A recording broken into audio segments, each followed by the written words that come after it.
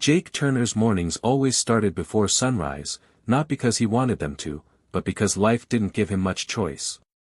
The alarm clock would buzz angrily on the nightstand, and before the second ring, he was already out of bed, feet hitting the cold floor of his tiny two-room apartment. The smell of instant coffee filled the air, mixing with the faint scent of engine oil that never quite left his hands. He'd spent years as a mechanic, one of the best in the small shop on Oakridge Street, but when the shop closed during the recession, Jake's life crumbled faster than he could patch it together. Now, he worked wherever he could, odd jobs, delivery shifts, even cleaning offices after hours. Anything to keep food on the table for his 8-year-old son, Max. Max was the reason Jake kept going. Every time he saw that boy's wide grin or heard his laugh echo through their rundown apartment, he felt a flicker of hope. But lately, even that hope was starting to dim. The rent was overdue, the fridge was half empty, and his landlord's patience was wearing thin. On the morning that changed everything, Jake sat at the kitchen table, staring at a stack of unpaid bills. The numbers blurred together until Max's sleepy voice broke the silence. "Dad, are we okay?" he asked softly. Jake forced a smile. "We're always okay, buddy," he said, ruffling his son's hair, even though inside, he didn't believe it. After dropping Max at school, Jake went to the auto shop where he sometimes helped out for cash. As he clocked in, his eyes caught on a worn-out paper tacked to the bulletin board near the office door. "Private driver needed, high pay, confidential client." The men around him scoffed when they saw it. "Don't even think about it, Jake," one said, shaking his head. "That job's cursed. The last 3 drivers didn't last a week." Another added, "Yeah, rich people like that, they treat you like dirt." Jake barely heard them. All he could see was the phrase high pay. He tore off the number from the bottom of the notice, his heart pounding with cautious hope. That afternoon, Jake stood at the gates of the Harrison estate, a massive property nestled beyond high stone walls and iron gates. He'd looked it up, Evelyn Harrison, CEO of Harrison Global, one of the wealthiest and most influential women in the country. A billionaire widow, known for her brilliance, and her coldness. Rumor had it that she was impossible to work for. But Jake wasn't looking for kindness. He just needed a chance. A stern-faced woman met him at the gate, Ms. Carver, Evelyn's personal assistant. "You're here for the driver position?" she asked, eyeing his worn jacket and scuffed shoes. "Yes, ma'am," Jake said. "Follow me." But a warning, Mrs. Harrison has very high standards. She doesn't tolerate mistakes. Inside, the mansion looked like something out of a magazine, gleaming marble floors, chandeliers, and silent hallways that echoed with wealth and loneliness. Jake waited nervously in the grand foyer until the sound of heels clicked against the marble. When he looked up, Evelyn Harrison stood before him, tall, elegant, with eyes so sharp they seemed to see right through him. She studied him quietly for a long moment. "You're the new driver?" she asked finally, her voice calm but cool. "Yes, ma'am," Jake replied, trying to keep his voice steady. "I can start right away." Evelyn's gaze lingered on him, unreadable. Then she turned toward the large glass doors. "Good," she said simply. "Take me to the office downtown. Don't be late." Jake followed her command, sliding behind the wheel of the sleek black Bentley waiting outside. As the engine purred to life and the iron gates opened before them, he caught a glimpse of Max's photo clipped to his dashboard. He whispered under his breath, "For you, buddy." He didn't know what awaited him beyond that drive, only that it was his last shot at turning their lives around. Little did he know, the job no one wanted would soon become the greatest blessing he never saw coming. The first week as Evelyn Harrison's driver was nothing short of nerve-wracking. Jake Turner quickly realized that every rumor about her might have been true. She was precise, punctual, and distant, a woman who lived by the clock and spoke only in directives. "Wait here. Turn left. Pick me up at 7. Her tone was never cruel, but it was sharp enough to make Jake feel like every mistake might be his last. He'd never met anyone so composed, so untouchable. She seemed to exist in her own world, one made of glass walls and silence. Each morning, he'd arrive at the estate before dawn, standing by the car in his freshly ironed shirt, waiting for the tall figure in a tailored suit to appear. Evelyn never greeted him, never smiled, and never asked for conversation. Yet, behind that icy facade, Jake couldn't help but sense something else, a sadness that lingered in the quiet between her clipped words. Days turned into weeks, and Jake began to understand her rhythm. She hated small talk but loved efficiency. She never used her phone while in the car, but always stared out the window, deep in thought. Once, while driving her to a meeting, Jake caught her reflection in the rearview mirror. Her eyes weren't cold, they were tired. It was the look of someone who'd fought too many battles alone.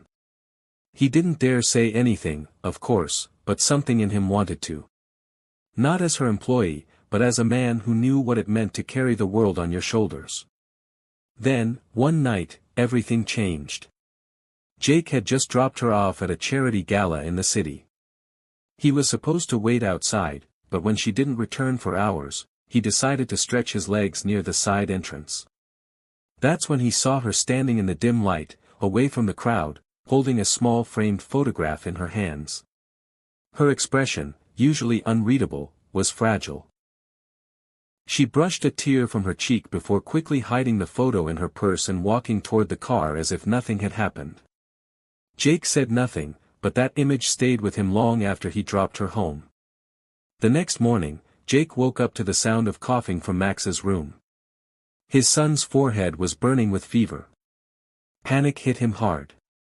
He couldn't leave Max alone, but he couldn't afford to lose his job either. With a heavy heart, he called Ms. Carver at the estate. "I'm sorry," he said, voice tight with worry. "My son's sick. I can't leave him alone today. Please tell Mrs. Harrison I'll work double shifts tomorrow." He expected to be scolded, or fired. But to his surprise, the reply came directly from Evelyn. "Bring him here," she said simply. "You can't leave a child alone." Jake hesitated, thinking he'd misheard. "Ma'am, are you sure?" he asked. "Max won't be any trouble." "I said bring him," Evelyn interrupted. "That's an order." By noon, Jake arrived at the mansion with a sleepy Max in tow. The boy's eyes widened at the size of the house. "Whoa, Dad, do you work in a castle?" he whispered. Evelyn barely looked at them when they entered, simply saying, "The kitchen staff will take care of him while you drive." Jake thanked her quietly, his heart swelling with gratitude. Hours later, when he returned from his duties, he found Max sitting at the kitchen counter, laughing with the chef as he devoured a stack of chocolate chip pancakes. Evelyn stood in the doorway, watching with an unreadable expression. When she noticed Jake, she said, "He's feeling better, I see." Jake nodded, smiling. "Yes, ma'am. Thank you for letting him stay." Evelyn's gaze softened for a fleeting second. "Children shouldn't be left alone," she murmured before walking away. It was a small moment, but it cracked something open. The woman everyone called the Ice Queen had a heart warmer than anyone realized, she'd just forgotten how to use it. And as Jake drove her home that evening, he couldn't help but think that maybe, just maybe, this job wasn't just saving him. It was saving her too. By the time spring began to color the city with warmth and light, the tension between Jake and Evelyn had softened into something unexpected. What had started as a strictly professional relationship now carried the quiet comfort of understanding. Evelyn still spoke with her usual composure, but every so often, her tone carried warmth. She asked about Max, his school, his favorite hobbies, even his friends. Jake noticed how her eyes lit up when Max came running to greet her in the mornings, or how she'd pause her phone calls just to listen to his laughter echoing down the hall. The woman who once demanded silence in the car now sometimes asked Jake to play soft jazz or tell her stories about his life. It wasn't much, but to Jake, it felt like watching winter melt into spring. One Saturday, Evelyn surprised them both. "Take the day off," she told Jake. But drive to the lake on the south side first. Jake hesitated, unsure if this was work-related or something else, but he obeyed. When they arrived, Evelyn stepped out of the car without her usual heels or suit jacket. She wore jeans, a simple sweater, and her hair was tied back loosely. Jake almost didn't recognize her. "Max should see this place," she said, gazing over the sparkling blue water. "Bring him next time." Jake smiled, touched by her thoughtfulness. "He'd love that, ma'am." Evelyn gave him a look that wasn't cold or commanding, just soft. "It's Evelyn," she said quietly. "You can call me Evelyn." For Jake, that single moment felt monumental. It wasn't just permission, it was trust. Over time, Evelyn began to join them more often. She'd sit by the garden while Max played soccer, laughing as he tried to teach her the rules. Sometimes she'd bring homemade cookies from the estate's chef and pretend they were her own. Max didn't care, he adored her anyway. One evening, as the sun dipped below the horizon, Jake and Evelyn sat together on the mansion's patio while Max chased fireflies across the yard. The glow of the setting sun painted her face in gold. "You've changed this house," Evelyn said softly, almost to herself. "It used to be so quiet, so empty." Jake looked at her, unsure what to say. "We're just grateful to be here," he replied honestly. "You've done more for us than you know." She smiled faintly. "You remind me what it's like to be human again," she said, her voice trembling slightly. "After my husband died, I stopped living. I buried myself in work because it was the only thing that didn't hurt." Jake's chest tightened as he listened. He knew pain, the kind that made breathing feel heavy. "I lost my wife too," he said quietly. "Max was just 3. Some days, I thought I couldn't do it. But he gave me a reason." Evelyn turned her head toward him, her eyes glistening. "Maybe that's what children do," she whispered. "They keep us alive." The silence that followed wasn't awkward, it was full of unspoken understanding. When Max ran back to them, Evelyn knelt and opened her arms without hesitation. "You caught a firefly," she said with a genuine smile. "That's lucky, you know." Max nodded eagerly. "I'll give it to you, Miss Evelyn. So you never feel sad again." She hugged him tightly, her laughter breaking through the walls she had built for so long. Jake watched them with quiet awe, realizing that Evelyn Harrison, the untouchable billionaire, was finally learning how to feel again. That night, after dropping her off, Evelyn lingered by the car door. "Thank you, Jake," she said softly. "For being patient with me, for reminding me that there's still warmth left in the world." Jake looked at her, the reflection of the mansion lights dancing in her eyes. "You don't have to thank me," he said gently. "You've given us a home." For the first time, she didn't look like his boss, she looked like a woman rediscovering joy. And as he drove away under the soft glow of the moon, Jake realized something undeniable: this job that began out of desperation had grown into something deeply personal. Somewhere along the road, amidst laughter and healing, 2 lonely hearts had begun to find their way back to life, and to each other. Summer arrived in full bloom, wrapping the Harrison estate in golden light and laughter, 2 things the mansion hadn't seen in years. Jake Turner no longer felt like just a driver. He was family now, though he'd never dare to say it aloud. Mornings began with Max running through the hallways, calling for Miss Evelyn, who would be waiting in the garden with breakfast and a gentle smile. It was strange how natural it all felt, how the billionaire who once hid behind boardrooms and cold silence now spent her afternoons helping Max build treehouses and teaching him to paint. Jake watched from a distance sometimes, his heart full and his eyes misty.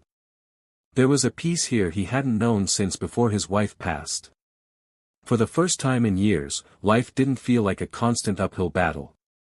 It felt safe. One evening, as the sky blazed with shades of pink and amber, Evelyn asked Jake and Max to join her for dinner, not as employees, but as guests.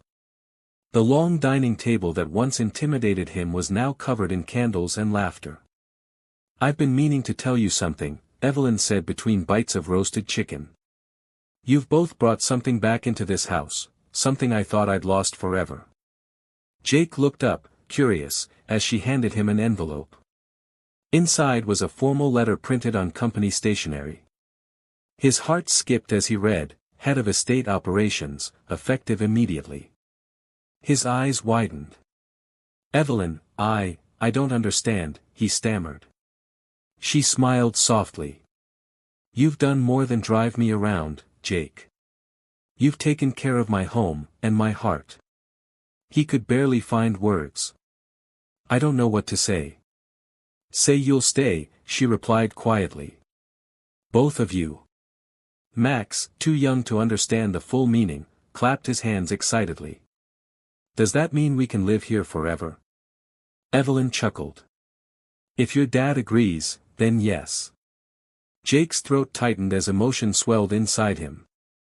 He looked around, the shining chandeliers, the laughter echoing off marble walls, the warmth that had replaced loneliness, and realized that, somewhere along the way, this place had become home. We'd be honored, he said finally, his voice rough with gratitude. Evelyn's smile was small, but it carried more warmth than all the summer sunlight outside. In the following weeks, life settled into a rhythm of happiness Jake had never dared to dream of. Evelyn insisted on helping Max with his school projects, and Jake found himself working closely with her, overseeing the estate staff, managing schedules, and occasionally joining her on drives to the countryside. They'd talk for hours, about loss, about life, about dreams they'd both buried long ago. And as the days passed, something unspoken began to grow between them. It wasn't rushed or uncertain, it was steady and real, built on mutual respect, shared pain, and quiet affection. One night, after Max had gone to bed, Jake found Evelyn sitting by the lake behind the mansion, the moonlight dancing on the water's surface. You know, she said softly, for years I thought money could fill the emptiness. But all it did was make the silence louder. Jake sat beside her, his hand brushing hers gently. I used to think the same thing about work, he admitted. I thought if I just kept moving, I wouldn't have to feel anything. But then I met you. Evelyn turned to him, her eyes shimmering under the stars. And now, she asked. He smiled faintly. Now I don't want to keep running.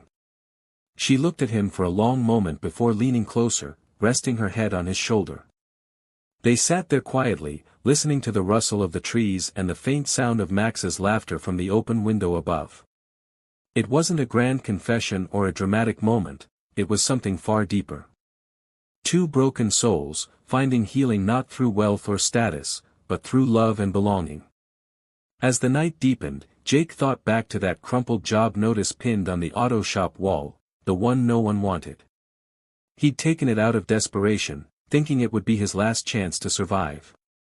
Instead, it became the beginning of everything. He glanced at Evelyn beside him, then at the house glowing softly in the distance, and smiled. He wasn't just living better days, he was living the best days of his life. And this time, he knew they were only just beginning.